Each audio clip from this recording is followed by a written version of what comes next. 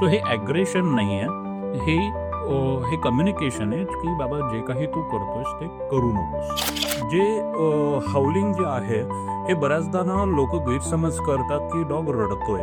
बऱ्याचदा एक्साइटमेंटला आपण पॉझिटिव्हिटीशी रिलेट करतो, पण excitement also give stress to dog's brain or anyone's brain. जर तुम्हाला पाहिजे की तुमच्या डॉगने तुमच्या अंगावर उड्या मारल्या नाही पाहिजेत, तुम्ही जर बसलेले आहात किंवा काय, नाही तो तुमचा डॉग आला आणि मस्त येऊन छानपैकी इथे बसला, आपण ना ह्या गोष्टीला इग्नोर करतो. शरीराला चालायला फ्युएल पाहिजे ना, काहीतरी डिझेल पेट्रोल पाहिजे ना या इंजिनला चालायला. सो अन्न ते काम करतं, राईट. पण त्याला जर सफिशियंट लेवलवर फिजिकल एक्सरसाइज मिळालीच नाही तर ते ऊर्जेचा पूर्ण वापर होत नाही.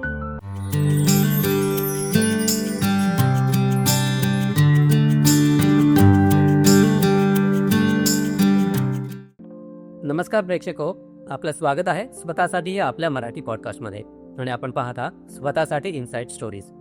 आज आपल्यासोबत आहेत विक्रांत देशमुख, पॉ कनेक्ट विथ विक्रांत याचे फाउंडर. त्यांनी आपल्याला मागच्या एपिसोडमध्ये पण भरपूर सारी माहिती दिली आहे आणि आपल्याला नवीन एपिसोडमधून अनेक माहिती त्यांच्याकडनं जाणून घ्यायची आहे. तर चला सुरुवात करूया विक्रांतजींसोबत. विक्रांतजी, आपलं स्वागत आहे. विक्रांतजी, तर आपल्याला या नवीन एपिसोडमध्ये जाणून घ्यायचं आहे की Y dog behave the way they do, the science behind every vigour and grow. तर यात मी आपल्याला पहिला प्रश्न विचारेल की कुत्र्यांच्या वागणुकीमध्ये सायन्स कुठलं आहे, म्हणजे असं काही सायन्स असतं का त्यात की ते जे वागतात त्याच्याबद्दल आम्हाला सांगा माहिती. बरं, श्वानांची वर्तणूक हे प्रामुख्याने 3 गोष्टींवर अवलंबून आहे. पहिला आहे इथॉलॉजी. इथॉलॉजी म्हणजे काय आहे की वंश परंपरागत जेनेटिकली जे त्यांच्यामध्ये आलेलं आहे त्यातून त्यांची वर्तणूक ठरते. सो मागच्या एपिसोडमध्ये जसं मी बोललो होतो की वुल्फपासून, लांडग्यांपासून श्वानांची उत्पत्ती झालेली आहे. मग त्याने काय फरक पडतो, तर वुल्फ हा बॅकमध्ये राहणारा प्राणी आहे, राईट. तो डेमोक्रेटिक वेनी नाही राहत, तिथं हायरार्की सिस्टीम आहे. त्या पॅकचा एक लीडर असतो, बाकी फॉलोअर असतात आणि फॉलोअर्समध्ये हायरार्कीज असतात, रँकिंग असतात त्यांच्या. So in absence of leader खूप follower will be in the second in charge, या टाईपमध्ये ते सगळ्या गोष्टी असतात. थोडक्यात सांगायचं झालं, आपल्या ऑफिसमध्ये जसं स्ट्रक्चर असतं, एक बॉस असतो, त्याच्या खाली जे सगळी managers, deputy manager, senior manager, काय वॉटेवर, जे अगदी पिऊनपर्यंत, तशी सिस्टीम तिथे असते. त्यांच्या वर्तणुकीमध्ये हा एक फरक आहे की रिपोर्ट कोणी कोणाला करायचं आणि ऑर्डर कोण कोणाला देणार हेही ठरलेलं असतं. बट ऑब्वियस लीडर रिपोर्ट देत नाही, लीडर ऑर्डर देतो आणि खालचे जे आहेत ते रिपोर्ट करत असतात. सर्वायवल इन्स्टिंक्ट हा एक जेनेटिकल पार्ट आहे, राईट, की जगायचं आहे तर मग काय, मग जर तुम्ही डॉगला दूध चपाती तरी दिली, त्याला बिचाराला खाण्याशिवाय पर्याय नाही, कारण का त्याला जगायचं आहे. हालाकी that's not carnivorous diet, dog is a carnivorous. पण आता आपल्या लाईफस्टाईलमुळे आपण त्याला कॉर्निवोरस आणि ओमनिवोरस याचं कॉम्बिनेशन बनवून ठेवलेलं आहे. सो या काही गोष्टी आहेत. भुंकणं, वास घेणं, हे डॉगला शिकवावं नाही लागत, हे जेनेटिकल आहे, राईट.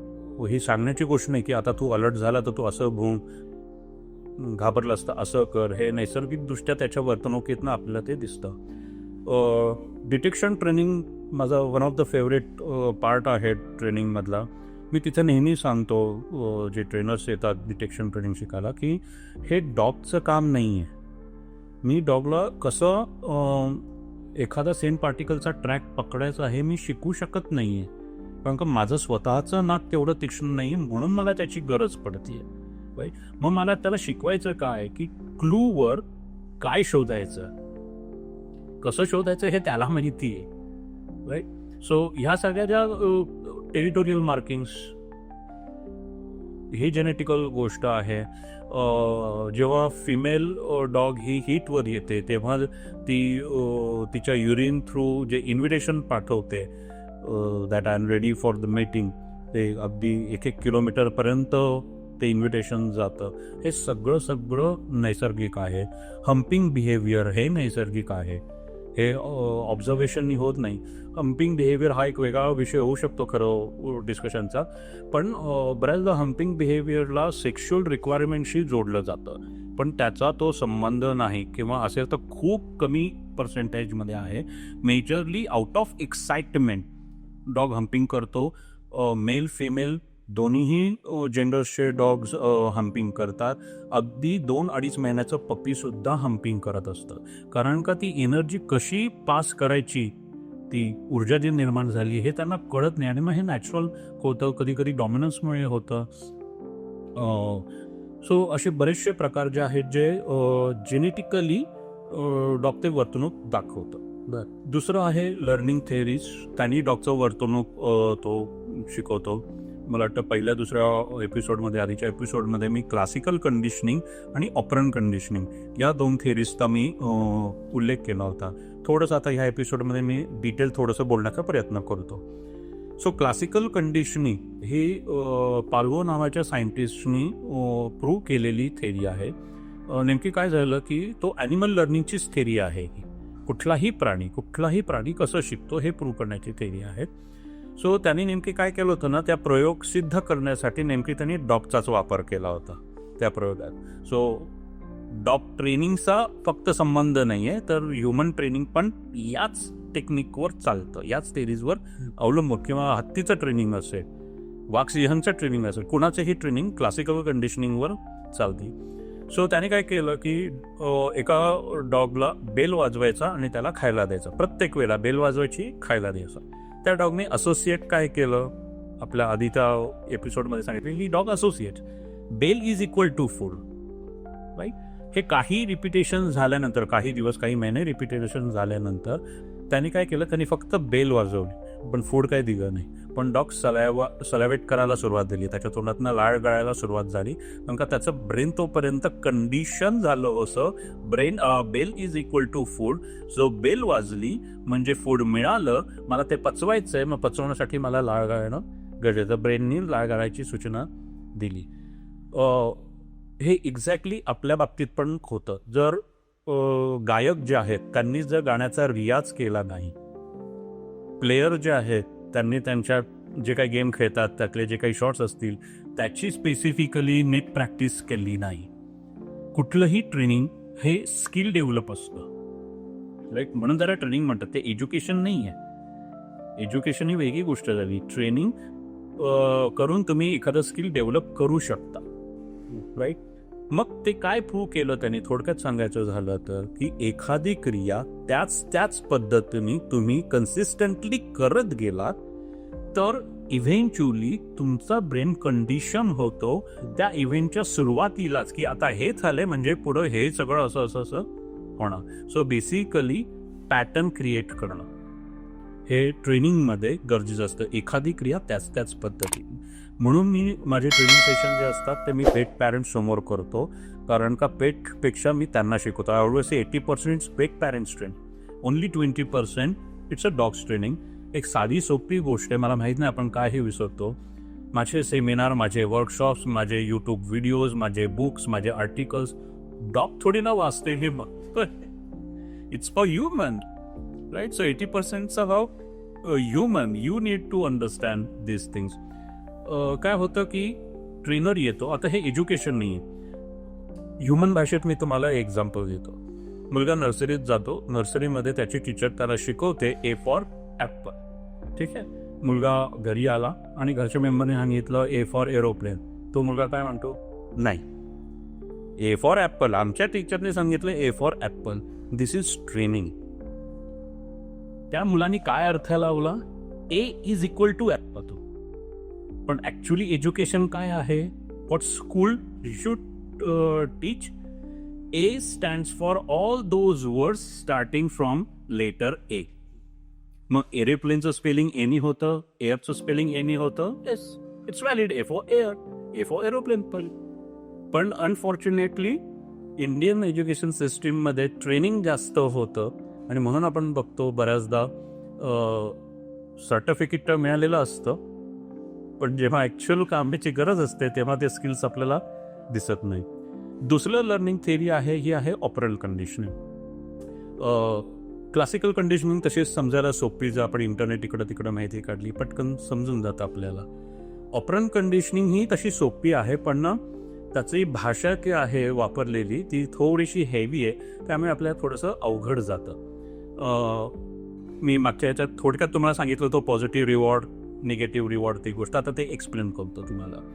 ऑपरंट कंडिशनिंग काय सांगते की एखाद्याला शिकण्यासाठी मोटिवेट कसं करता येतं, तर एक तर त्याला बक्षीस देऊन त्याला मोटिवेट करता येतं किंवा शिक्षा देऊन सुद्धा त्याला मोटिवेट करता येतं, राईट. आता त्याच्यामध्ये 4 क्वाड्राज म्हणजे 4 भाग त्यांनी डायग्राममध्ये डेमॉन्स्ट्रेट करायला केलेले आहे. ते काय भाग सांगतात की पनिशमेंट ही पॉझिटिव्ह पनिशमेंट आणि निगेटिव्ह पनिशमेंट, तिथं त्यांनी प्लस आणि मायनस हे साईन वापरले. पण पॉझिटिव्ह याचा अर्थ चांगला आणि निगेटिव्ह याचा अर्थ वाईट असा नाही आहे. पॉझिटिव्ह म्हणजे adding something, giving something, right. So मी तुला 1 मार्क दिला, मी डॉगला बिस्किट दिलं, right. So I add that thing, मी दिलं, हे झालं पॉझिटिव्ह रिवॉर्ड. निगेटिव्ह रिवॉर्ड काय आहे, जे डॉगला नकोय, त्याला करेक्शन्स नकोय, त्याला ओरडा नको आहे, राईट, ते त्याला न देणं. हा बरं झालं बाबा वाचलो. आता सर्वसामान्यांना रोजच्या अनुभवातली गोष्ट आहे. आपण ट्रॅफिक सिग्नल बघतो, राईट. ट्रॅफिक सिग्नलवर जर पोलीस आपल्याला दिसला, आपण युजली सिग्नल जम्प करत नाही, राईट. का बरं असं? तुम्ही सिग्नल जम्प केला नाही म्हणून तो पोलीस येऊन तुमचा सत्कार करतो का? तुम्हाला कुठल्याही पद्धतीचा रिवॉर्ड देतो का? नाही देत ना. मग तरी सुद्धा का बरं फॉलो करता तुम्ही? कारण का कमीत कमी शिक्षा नको व्हायला. जे नकोय मला फाईन नकोय, ती मला द्यावी नाही लागणार म्हणून तुम्ही ते फॉलो करता. So that is negative reward. मला जे नको आहे ते मला न मिळणं, that self is a reward. So पोलिसांनी मला चलन फाडू नये, ते तो फाडणार नाही म्हणून तुम्ही मोटिवेट होता सिग्नल फॉलो करायला.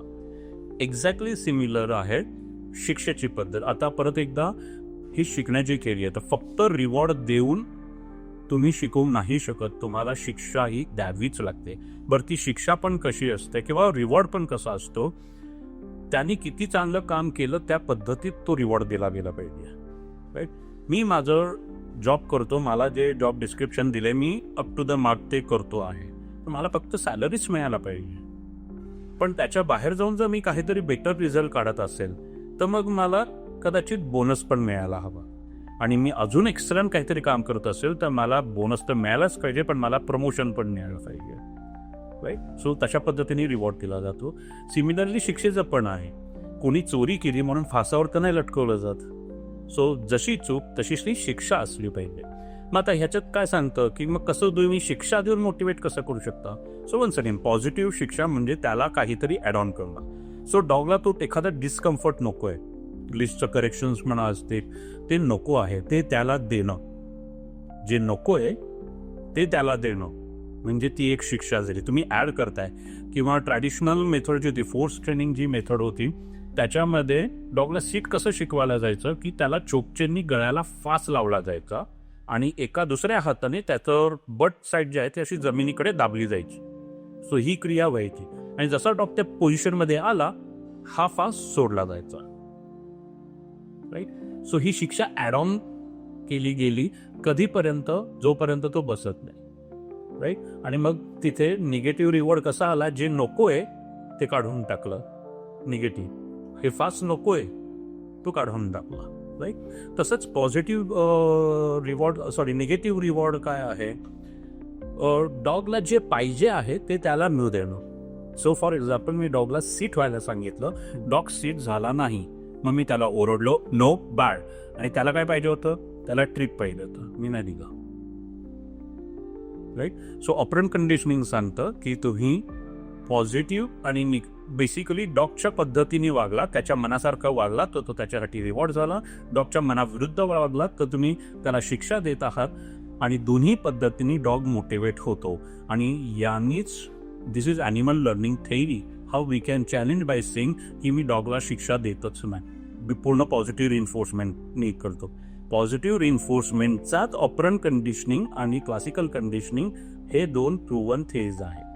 आणि आता तिसरा पार्ट जो आहे that is observation learning, right. मग तो दुसऱ्या डॉगचं बघून करतो, तो तुमच्याकडं बघून करतो, पपी असल्यापासून ते ऑब्झर्व करणं. सो युजली डॉग अंगावर उड्या मारतो, हे तो कुठनं शिकला. नॅचरली एक डॉग दुसऱ्या डॉगला अशा पद्धतीने ग्रीट करत नाही. How they greet naturally without human interference. जर दोन्ही डॉग वाढलेले असतील तर, मी पेट डॉगची गोष्ट करत नाही, 2 पेट डॉग मारतील उड्या एकमेकांच्या अंगावर, पण विदाउट इंटरॅक्शनचे वाढलेले ते एकमेकांना दुरून बघतील, राईट. एकमेकांची बॉडी लँग्वेज रीड करतील. जर त्यांना कम्फर्टेबल वाटलं हळूहळू हळू अंदाज घेत, आधा आला आला आला अंगावर उड्या मारल्या खेळायला लागल्या असं नाही होत.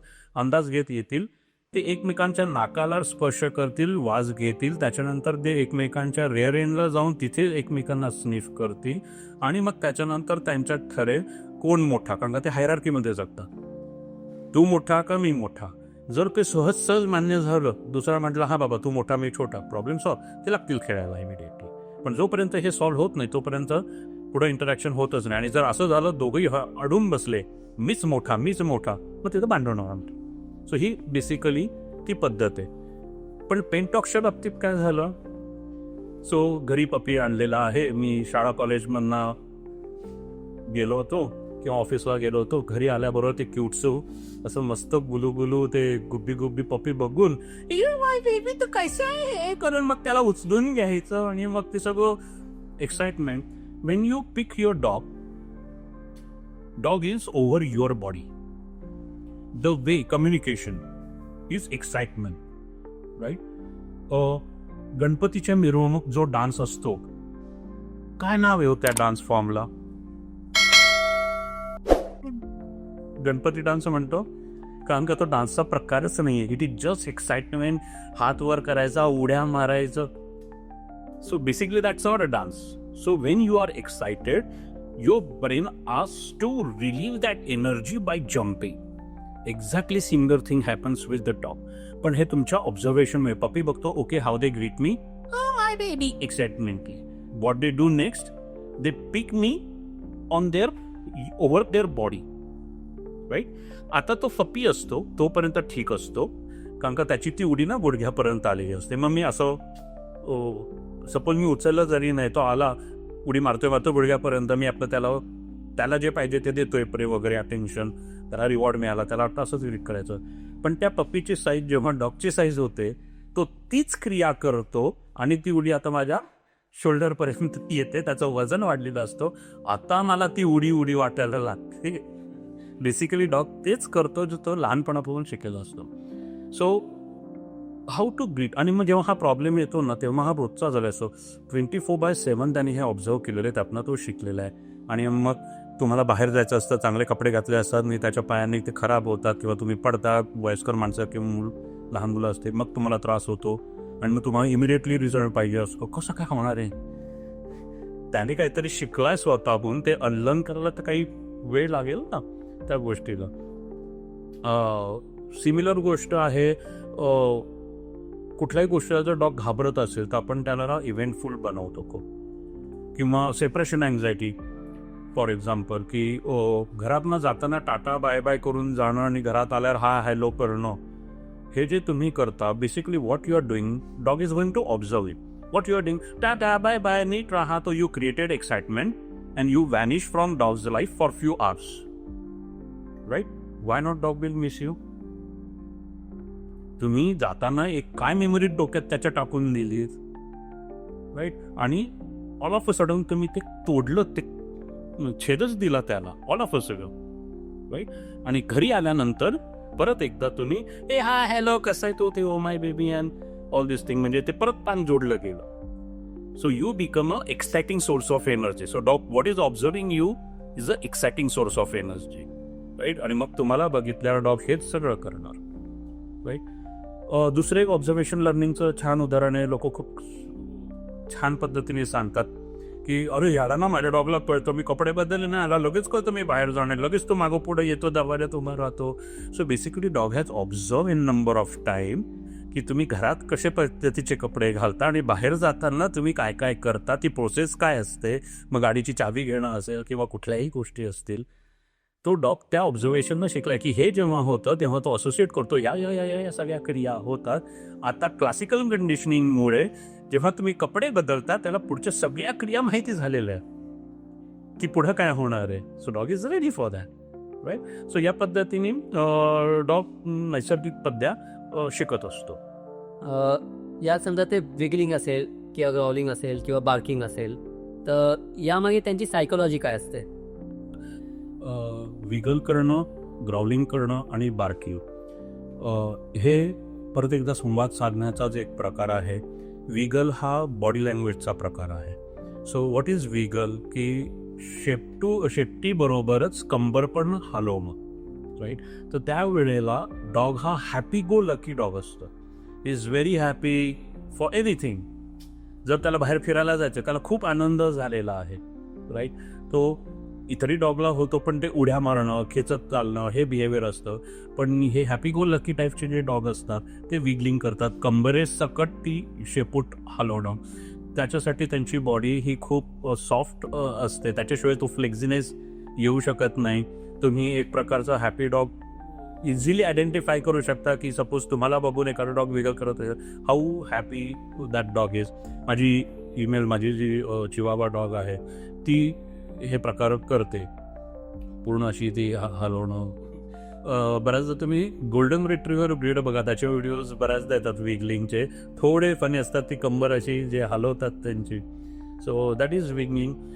Happy go lucky, relax dog, confident dog, very calm, कुठला स्ट्रेस नाही, he is all fine with environment, कसलं काही टेन्शन नाही. ग्राउलिंग हा प्रकार आहे एखादी गोष्टसाठी मनाई कर. अच्छा, राईट. आता त्याच्यामध्ये पण 2 प्रकारचे ग्राउलिंगचे प्रकार असतात, 2 नाही पुढे जास्तच आहेत. एक पहिला सुरुवातीचा जो असतो सिम्पल, साधं, नको करू मला हे सांगायला तो लो ग्राउल करतो. So it's simple growl. So dog will see you growl, that's it.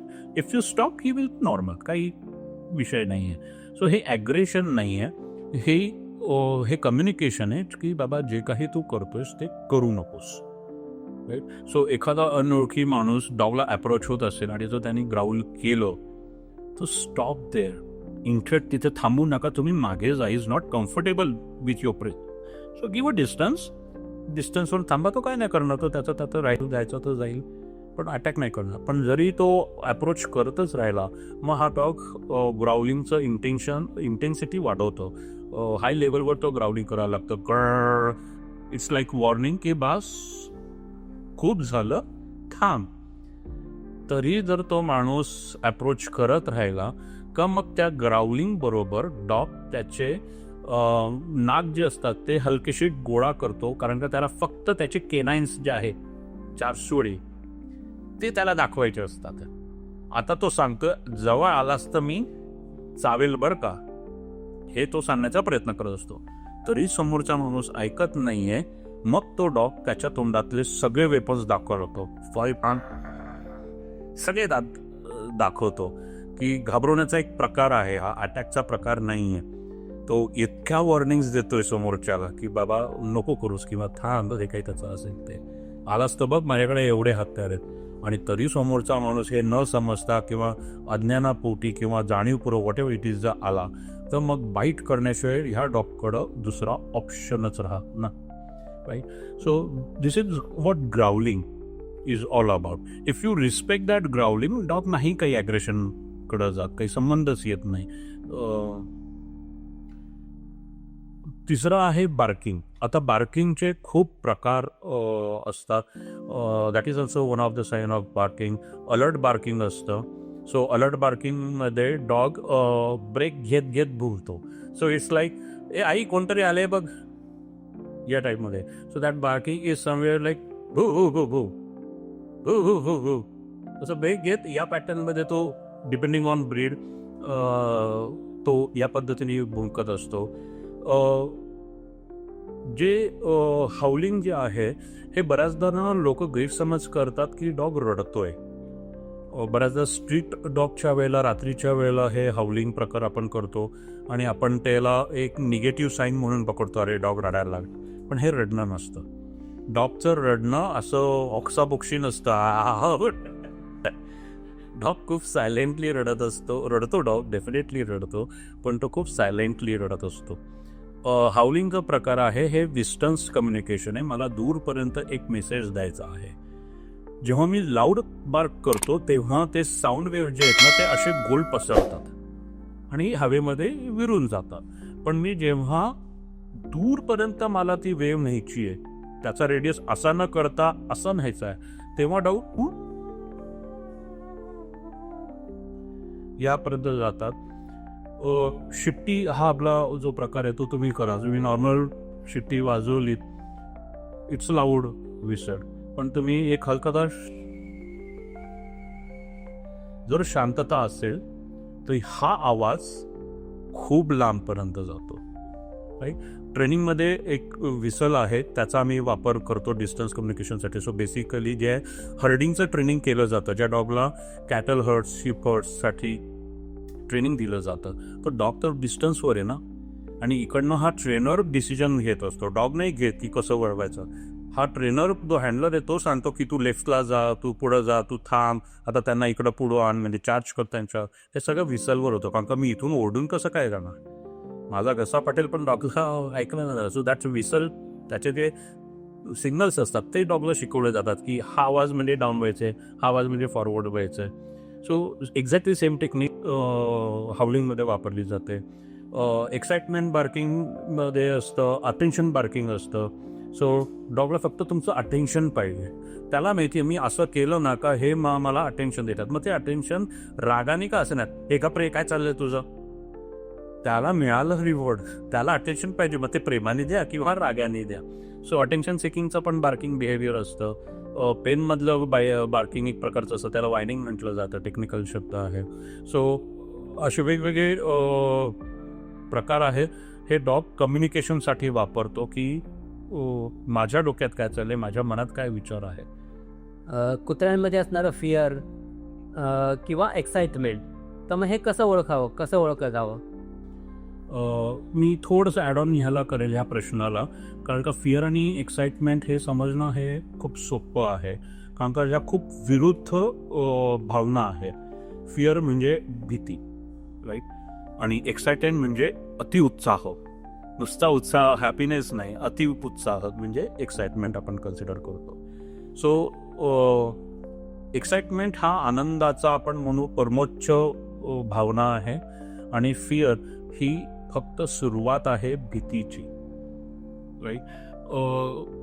भीती ही निगेटिव्ह फिलिंग्स देते आणि एक्साइटमेंट ही पॉझिटिव्ह फिलिंग्स देते. पण दोघांमध्ये कॉमन गोष्ट एक आहे की दोन्ही भावनांमध्ये डॉग हा स्ट्रेसमध्ये असतो. अच्छा. बऱ्याचदा एक्साइटमेंटला आपण पॉझिटिव्हिटीशी रिलेट करतो, पण excitement also give stress to dog's brain or anyone's brain. मी नेहमी एक उदाहरण देतो हे समजून सांगायला की जे पॉप कॉन्सर्ट, लाईव्ह कॉन्सर्ट्स होतात, राईट, हजारोची त्यांचे तिकीटं असतात. बट ऑब्वियसली तिकीट घेऊन जाणारे जे तिथे ऑडियन्स आहे, त्याला खायला प्यायला मिळालं नाही म्हणून चक्कर येऊन नाही ना पडत. आपण बऱ्याचदा बघतो की यंग मुलं मुली फेंट होऊन चक्कर येऊन बेशुद्ध होतात, कारण का त्या एक्साइटमेंटचा स्ट्रेस हा एवढ्या लेवलला गेलेला असतो की आता बुद्धी ती कोपअप नाही करू शकली आणि मग फेंट होऊन कोलॅप्स झाली ती body, right. So that's a stress only. दुसरं एक उदाहरण देतो, हे अगदी झालं परमोच्च एक्साइटमेंट लेवलचं.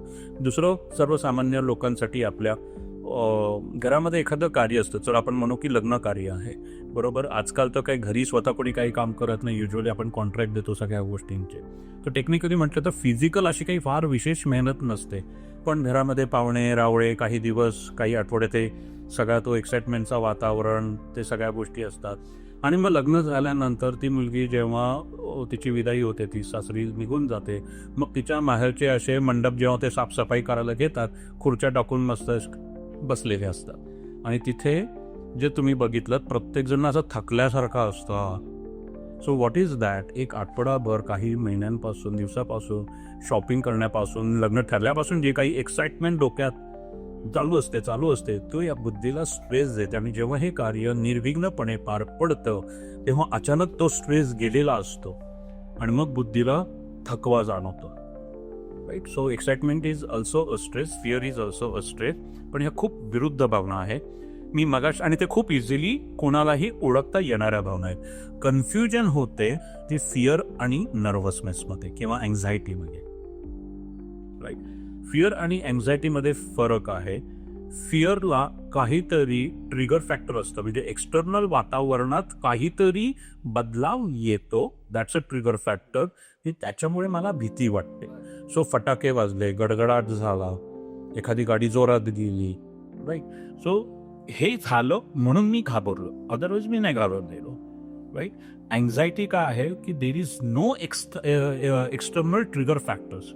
काहीही बदलाव झालेला नाहीये, सगळं नॉर्मल आहे, तरीही मला भीती एक प्रकारची वाटते की मी एकटा आहे. काय नाही झालेलं, घरात एकटा जरी असलो तरी सगळं नॉर्मल आहे, काही असं वेगळं काहीच नाही झालं, तरी मला भीती वाटतं. किंवा लिफ्टमध्ये लोकांना अँझायटी येतं, वेगळं काहीच नसतं तिथं, असं काही वेगळं धाडकन लिफ्ट वर खाली झाली किंवा काही मध्येच बंद पडली असं काही नसतं, पण काही लोकांना ते अँझायटी.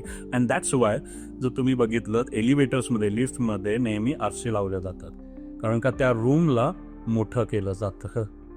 सो आरशात जे रिफ्लेक्शन येतं, ते छोटा बॉक्स आहे ना, तो आरशात बघितला तो मोठा वाटतो, तेव्हा अँझायटीशी डील करायला मदत होते. सो बेसिकली, आणि दोघांचे लाईन ऑफ ट्रीटमेंट हे वेगळे आहेत, लक्षात घ्या. जर ट्रिगर फॅक्टर असेल तर भीती येणार आहे. अँझायटीमध्ये ट्रिगर फॅक्टर नाही आहे, तरी ती एक प्रकारची स्ट्रेस तो देतं. पण हे दोन बेसिक त्याच्यामध्ये फरक आहे. हे जे डॉग्स आहेत तर ते पॅटर्न कसा शिकतात, म्हणजे अनेक प्रकारचे वेगवेगळे पॅटर्न्स आहेत, तर ते नक्की कसं शिकतात त्याबद्दल आम्हाला माहिती सांग. ओके. 3 गोष्टींनी ते पॅटर्न्स शिकतात. एखादी घटना घडते, त्याच्यानंतर त्याची आलेली भावना, फिलिंग्स, इमोशन्स त्याच्या मागचे, आणि त्याच्यानंतर त्याचे कॉन्सिक्वेन्सेस. ह्या पद्धतीने डॉग कुठल्याही गोष्टीचा पॅटर्न क्रिएट करतो. सो एखादी घटना घडल्यानंतर मला काय प्रकारच्या इमोशनल गोष्टी मिळाल्या, आणि ह्याचा वापर आम्ही ट्रेनिंगसाठी सुद्धा पर्पजफुली करतो. कारण का ट्रेनिंगमध्ये ॲज आय सेड की तुम्हाला एक प्रकारे पहिले पॅटर्न क्रिएट करावा लागतो, की त्याच पद्धतीने जी कुठली कमांड आहे तुम्हाला त्याच पद्धतीने त्याच्याकडनं ती क्लासिकल कंडिशनिंग होण्यासाठी प्रॅक्टिस करावी लागते. हा पॅटर्न क्रिएट असताना आम्हाला डॉगचं सीट होणं, म्हणजे आता हा प्रकार काय आहे नक्की, डॉग सीटचा शब्दाचा अर्थ नसतो माहिती, पण त्याचा रेअर एंड जर जमिनीला टेकला, ही क्रिया जर झाली तर हा माणूस खुश होतो, तो गुड बॉय म्हणतो हॅपी टोनमध्ये, ही भावना व्यक्त केली गेली, आणि म्हणून त्याच्यानंतर ट्रीट आला. राईट. आणि लिटरली आम्ही हा पॅटर्न अशाच पद्धतीने करतो. गुड बॉय म्हणत ट्रीट नाही देत, आधी गुड बॉय म्हणतो, गुड बॉय म्हणून झालं का आमचा हात जातो ट्रीटच्या पाऊचकडे आणि मग आम्ही देतो. राईट. सो या पद्धतीने हा पॅटर्न क्रिएट केला जातो. इथे मेजरली क्लासिकल कंडिशनिंगचा वापर केला जातो. ऑपरंट कंडिशनिंग पण असते, कारण का मोटिवेशनसाठी तुम्हाला रिवॉर्ड किंवा शिक्षा दोन्ही द्याव्या लागतात. पण एखादी घटना तुम्हाला घडवावी लागते, त्याच्यानंतर तुम्हाला तुमच्या भावना तिथे हॅपी, अनहॅपी किंवा बिहेवियरल ट्रेनिंग जर असेल तर मग तिथे अगदी अवॉइडन्स पण, की काहीच फरक नाही पडला बाबी, हेही तुम्हाला व्यक्त करावं लागतं. आणि मग त्याच्यानुसारचे कॉन्सिक्वेन्सेस, जर चांगलं बिहेवियर असेल, केलेलं अपेक्षित बिहेवियर असेल तर त्याला ते रिवॉर्ड देणं. बरं, आता हे फक्त ट्रेनिंग हे सिट डाऊन पुरतं मर्यादित नाही आहे. Try to understand. जर तुम्हाला पाहिजे की तुमच्या डॉगनी तुमच्या अंगावर उड्या मारल्या नाही पाहिजेत, तुम्ही जर बसलेले आहात किंवा काय, नाही तो तुमचा डॉग आला आणि मस्त येऊन छानपैकी इथे बसला, आपण ह्या गोष्टीला इग्नोर करतो, आपण त्याला रिकॉग्नाइज नाही करत, गुड बॉय म्हणून त्याला प्रेम नाही देत किंवा ट्रीट नाही देत, बसला. पण तो डॉग जेव्हा आपल्या अंगावर उड्या मारतो आपण लगेच निगेटिव्ह करेक्शन देतो, नो बॅड, हे करतो. राईट. सो निगेटिव्ह आपण मार्किंग करतो, पण पॉझिटिव्ह मार्किंगला आपण विसरून जातो. सो पॅटर्न क्रिएट जर करायचं असेल ना, तर तुम्हाला त्याच्या चांगल्या बिहेवियरला नेहमी, मग तुमच्या आता ट्रीट असो नसो, तुमचा ट्रेनिंगचा टाईम असो नसो, डॉगनी कडकपणे न कडकपणे ती क्रिया केलेली असेल, बिहेवियर केलेलं असेल, you should mark it. So training करताना जर मी आज एक तर माझ्या डोक्यात असं काही नसतं की मी आज सीटचं लेसन घेणार, मग नंतर उद्या काय डाऊनचं लेसन घेणार, असं काही नसतं माझ्या डोक्यामध्ये. पण मी आता सपोज डॉगला सीट शिकवतो आहे आणि for some reason dog down झाला. मी डाऊन नाही म्हटलेलो, मध्ये काहीतरी थोडीशी गॅप झाली आणि तो नंतर स्वतःहून डाऊन झाला. I will mark that behaviour good point, मी त्याला ट्रीट देणार आहे जर मी त्याला डाऊन नाही सांगितलं, कारण का मला डाऊन नंतर त्याला सांगायचं आहे. सो मी आता त्याला सांगतो याही पोझिशनला रिवॉर्ड मिळू शकतो बरं का तुला. सो ही आयडिया मी दिली, मी त्याला डाऊन नाही केलेलं. Otherwise we have to lure. Sit करतानाही किंवा कुठल्याही पोझिशनमध्ये आणताना आम्ही डॉगच्या बॉडीचं लिमिटेशनचा फायदा घेतो. आता डिटेलमध्ये जात नाही, पण बेसिकली आम्ही त्याला लोअर करतो. त्याचं नाक मुद्दामून वर नेतो, कारण का त्याच्या बॉडीचे काही लिमिटेशन्स आहेत. एक्झॅक्टली अपोजिट त्याचं नोज आणि त्याचं रेरेन एक्झॅक्टली अपोजिट काम करतं. सो आता सीट म्हणजे काय आहे, रेरेन जमिनीकडं न्यायचं आहे, मग अपोजिट म्हणजे नोज मला कुठं न्यायचं आहे, मला आकाशाकडं न्यायचं आहे. सो ते बिस्किट त्याच्या नाकाजवळ धरून आम्ही ते वर करतो आणि मग तो डॉग सीट होतो, मग आम्ही ते मार्क करतो. सिमिलरली डाऊन होताना आम्ही काय करतो, त्याचं नाक खाली आणतोय त्याच आणि तो डाऊन पोझिशनमध्ये येतो. पण इथे मी हे काही नाही केलं, कारण का डॉग नॅचरली सीट आणि डाऊन होतो. फक्त माझ्या सांगण्यावरनं, त्या क्लूवरनं त्याने ती क्रिया करणं हे अपेक्षित असते. म्हणून आय डू मार्क. मी न सांगता डॉग आधीच म्हणजे शिकवलेलं नाही आहे मी डाऊन, आणि त्यांनी जर केलं I mark that be good boy आणि ट्रेनिंग देणं, सॉरी त्याला ते ट्रीट देणं. कधी कधी आपण म्हणतो की कुत्रा चुकीचं वागतोय, तर मग या चुकीच्या वागणुकीचे मूळ कारण कुठली आहे, म्हणजे कुठली कारणं असू शकतात? ओके, थोडंसं आश्चर्य वाटेल तुम्हाला, पण जेव्हा केव्हा मला डॉग रिहॅबिलिटेशनसाठी किंवा त्याच्या बिहेवियर मॉडिफिकेशनसाठी बोलवलं जातं, मग ते कुठल्याही पद्धतीचा बिहेवियरल प्रॉब्लेम असेल, 100% म्हणणं थोडंसं चॅलेंजिंग होईल टेक्निकली, म्हणून मी 99% हा शब्द प्रयोग करेल. 99% मी बघितलेले त्या कुत्र्यामध्ये प्रॉब्लेमच नसतो. तो डॉग आहे, तो डॉगप्रमाणे वागत असतो. प्रॉब्लेम हा ह्युमनमध्ये आहे की ह्युमन डॉगप्रमाणे वागू शकत नाही, आणि म्हणून तो डॉगमध्ये प्रॉब्लेम आहे असं म्हणतो. राईट. बेसिकली मी ह्याच्यामध्ये मॅक्सिमम % ह्या बिहेवियरल प्रॉब्लेम्स जनरेट होण्यामागे दोषी ह्युमनला, त्याच्या पेट पॅरेंटला मानतो. कसे बघा, माणूस कसा विचित्र प्रकारचा थॉट प्रोसेस आहे आपली माणसांची. माणूस स्वतःच्याच मुलाला स्वतःच्याच समाजात राहण्यासाठी सर्व गोष्टी शिकवतो, ज्याला आपण संस्कार म्हणतो. बाहेरचं आलं, बाबा पाणी दे, चहा पाणी विचार, वयस्कर असेल तर नमस्कार कर, हा हॅलो, टाटा बाय बाय, या पद्धतीने ज्याला आपण संस्कार म्हणलो. आणि बऱ्याचदा ते लहानपणापासून ते मूल जवळजवळ 25-30 वर्षाचा होईपर्यंत ही प्रोसेस असते. काकू येत, नमस्कार कर. मग मला तो मुलगा 25 वर्षाचा झालेला असेल तरी हे सांगितलं जातं, शिकवलं जातं. पण माणूस दुसऱ्या प्रजातीच्या मुलाला स्वतःच्या समाजात, कुटुंबात घेऊन येतो, पण त्याला त्या समाजाचे नियम शिकवत नाही, पण अपेक्षा मात्र दो. राईट. पॉटी ट्रेनिंगचं उदाहरण घेऊ आपण. पॉटी ट्रेनिंग, विचार करा, माणूस स्वतःच्या मुलाला कसा पॉटी ट्रेन करतो. काय तुमचा मुलगा लहानपणापासून उठून टॉयलेटमध्ये जाऊन स्वतःहून पॉटी करतो का? ऑब्झर्वेशन लर्निंगनी तरी करतो का, की बाबा घरातले कोणीच इथं गाण नाही करत आहे, ते नेहमी त्या टॉयलेटमध्ये जातात? तो तसं पण नाही करत. आपण काय करतो, आपल्याला त्याची वेळ कळते, सगळ्या आपण त्या पॅटर्न लक्षात घेतो. खाल्ल्यानंतर साधारण दिवसाच्या कुठल्या कुठल्या वेळेला करतो, आपण त्या बाळाची बॉडी लँग्वेज रीड करतो. राईट. आणि मग पटकन उचलून त्याला टॉयलेटमध्ये नेतो. एक्झॅक्टली तसंच आपण पेट बरोबर करायला पाहिजे, पण ते आपण करत नाही. लिटरली सकाळी डॉग घरी, पप्पी घरी आणला जातो आणि संध्याकाळी मला वैतागून फोन होतो, कुठेही सुशी करत बसतो, त्याला काही कळतच नाही, हे नाही. पण कसं कळेल? आईच्या पोटात या गोष्टी नाही शिकल्या जात. हे कसं काय होऊ शकतं? हे तुम्हाला शिकवायचं गरज आहे. राईट. कुठे बसायचं, कुठे नाही बसायचं, काय करायचं, कसं ग्रीट करायचं, कसं. आता लिश वॉक, मेजर कंप्लेंट ती एक असते की बाबा चालताना खूप पोटतो मला. एक डॉग दुसऱ्या डॉगला लीशवर फिरवतो का हो? मग त्याला कसं कळेल हे नैसर्गिकपणे? ही शिकवण्याची गोष्ट आहे. तुम्ही ते शिकवत नाही आहात, फक्त लावताय. बरं, घरात घाण नको म्हणून युरिन पॉटीपुरतं 15-20 मिनिटं तुम्ही बाहेर नेऊन येता.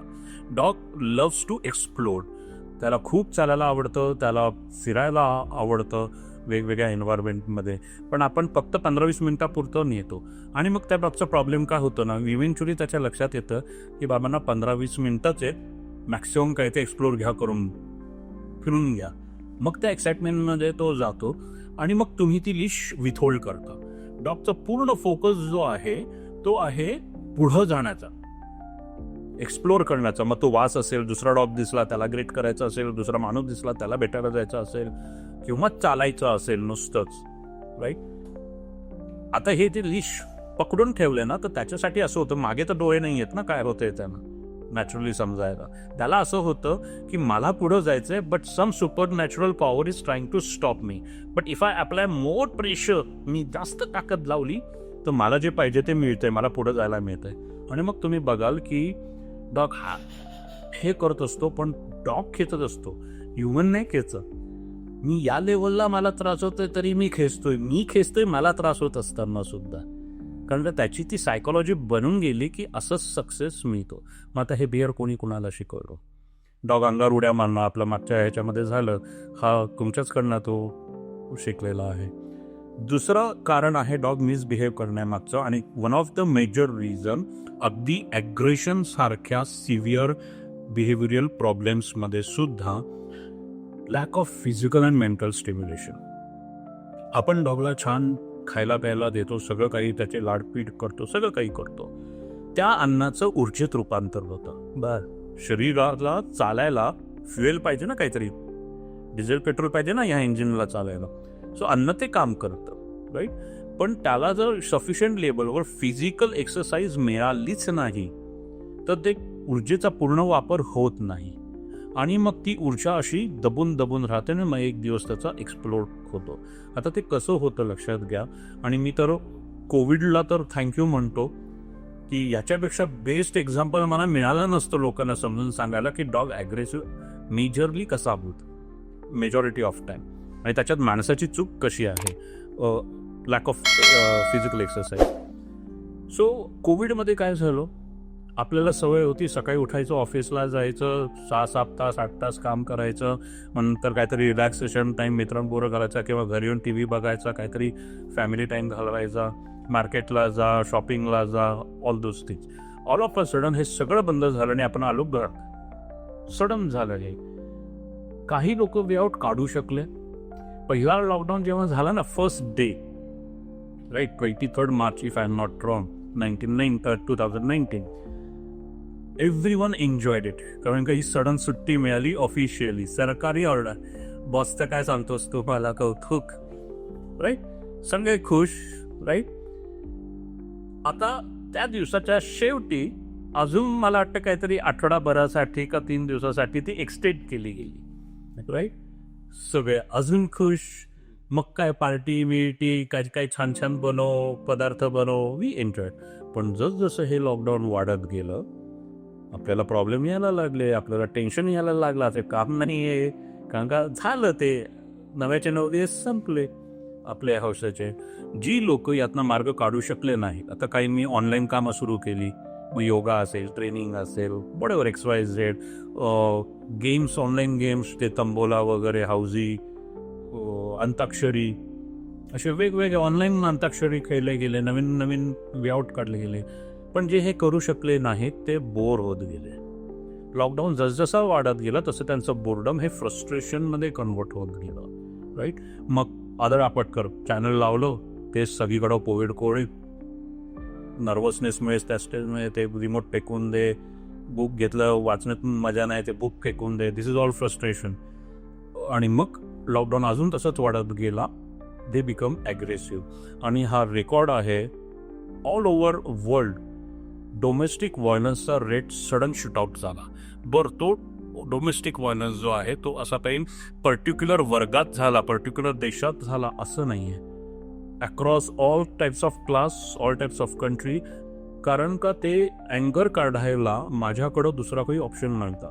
मी नेहमी सांगतो की चला आज मी काहीतरी फ्रस्ट्रेट झालोय, वडेवर बायकोशी भांडण झालं म्हणा, काय बॉस मला ओरडला म्हणा, रस्त्यातनं येता जाता काय कुणाची चुकी असो नसो मला वाटली त्याची चुकी, खिडकीतनं मान घालून त्याला एक शिवी हसडली, चला माझं फ्रस्ट्रेशन गेलं. किंवा ऑफिसला गेलो, माझ्या ज्युनियर्सच्या अंगावर आकांतांड करून माझं फ्रस्ट्रेशन काढलं. पण तो ऑप्शन राहिला नाही. घरात होती, घरातली लोक ते निघालं त्यांच्यावर, and that's how domestic violence वाढलं.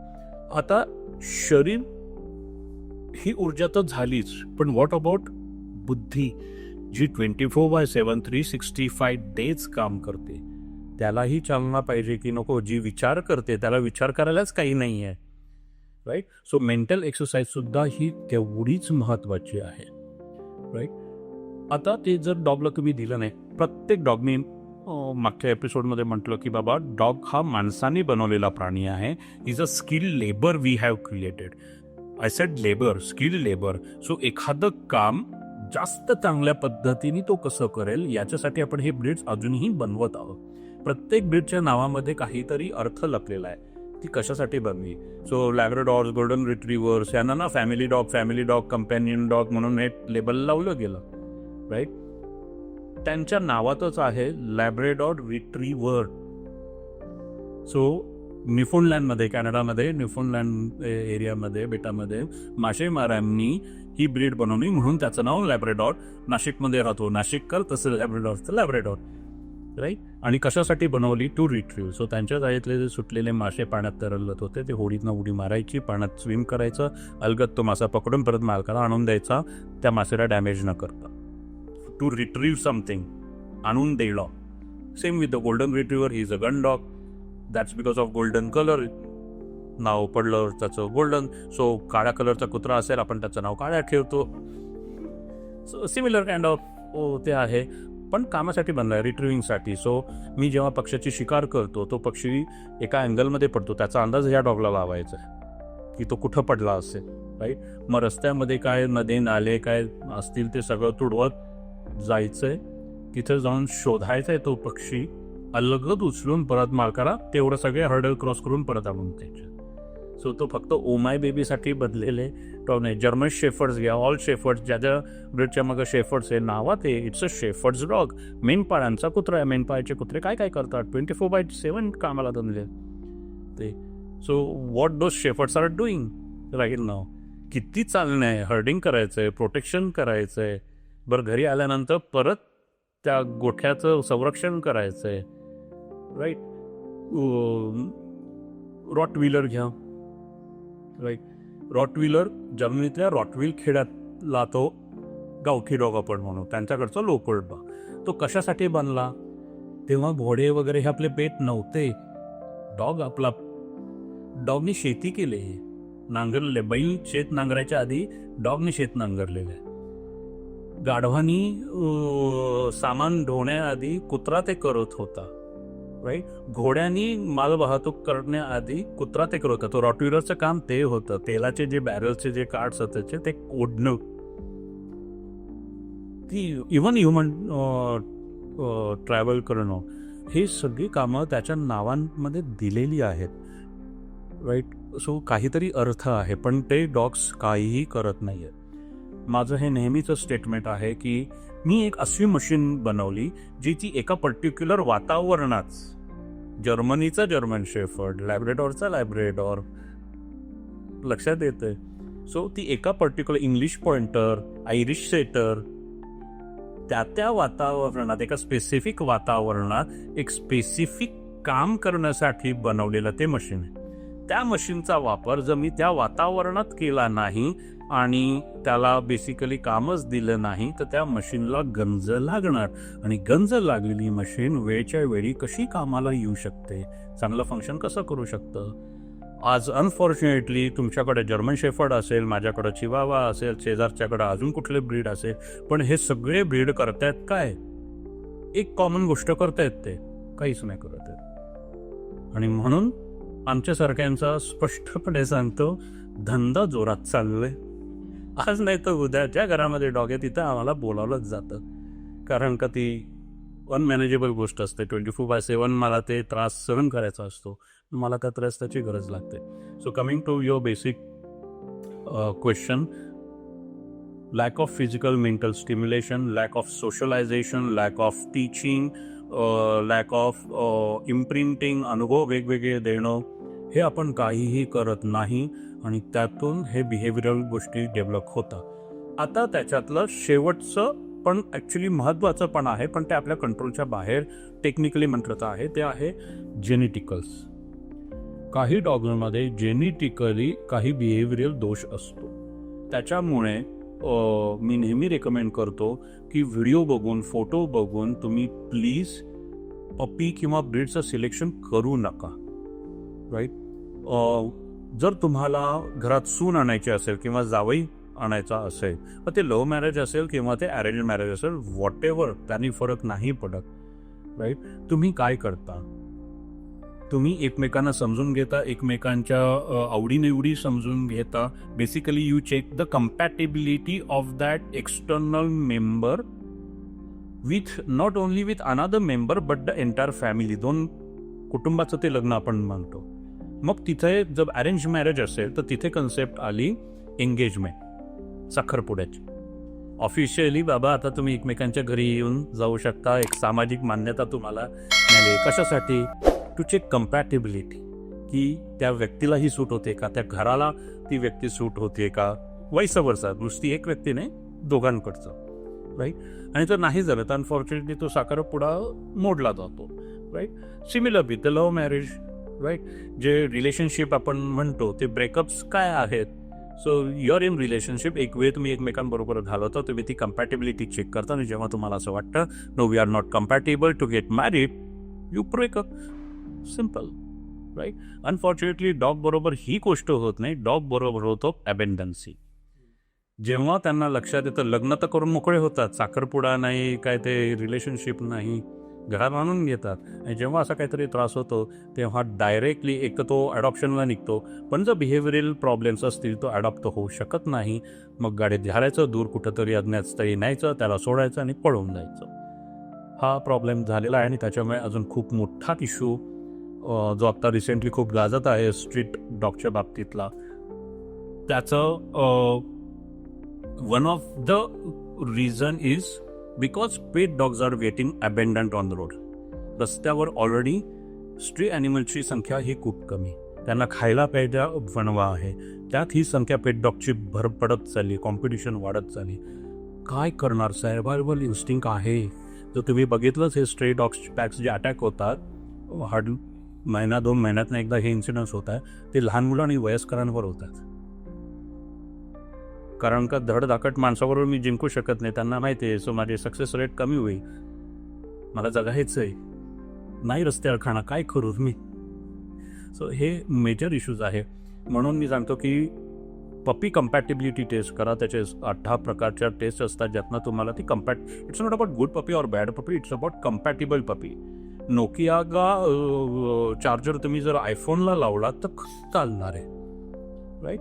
सो बेसिकली जर पपीमध्ये, आपल्या डॉगमध्ये बिहेवियरल इश्यूज नको असते कुठलेही, तर तो ब्रीडर ज्याच्याकडनं तुम्ही तो घेता तो जेन्युइन ब्रीडर आहे का तो ट्रेडर आहे हे बघा. हा प्रश्नाचं उत्तर नाही, पण चान्स मिळाला म्हणून मी लोकांना अवेअर करण्यासाठी सांगतो की तुम्ही कम्पॅटेबिलिटी चेक करा, त्याचे जेनेटिक्स चेक करा. जर त्याच्या आईवडिलांमध्ये, वंशामध्ये ॲग्रेसिव्ह डॉग्स असतील तर चान्सेस आर हाय की त्या पप्पीमध्ये जेनेटिकली ॲग्रेशन आलेलं आहे. आणि जे जेनेटिकली आहे ना, कुठल्याही ट्रेनिंगने आम्ही ते काढू शकत नाही. फक्त प्रिव्हेंटिव्ह काम करू शकतो की इट वोंट ॲक्ट. मग तशी सतर्कता बाळगणं, ते बाहेर येणार नाही ते स्किल हे बघणं, हे आम्ही करू शकतो. सिमिलरली जे जेनेटिक्समध्ये नाही ते आम्ही टाकू पण नाही शकत. जरी तो रॉटव्हिलर असला, तुम्ही गार्डिंगसाठी घेतलेला असला, पण त्याचे वंशावळ जे आहे हे खाबरट आहेत, फिअर प्रॉब्लेम आहे त्यांना, तर मी चान्सेस आहे की त्या पप्पी पण फिअरफुल निघणार आहे, तो पप्पी पण नर्वस निघणार आहे. मी त्याला प्रेशर देऊन गार्डिंग नाही शिकवू शकत. राईट.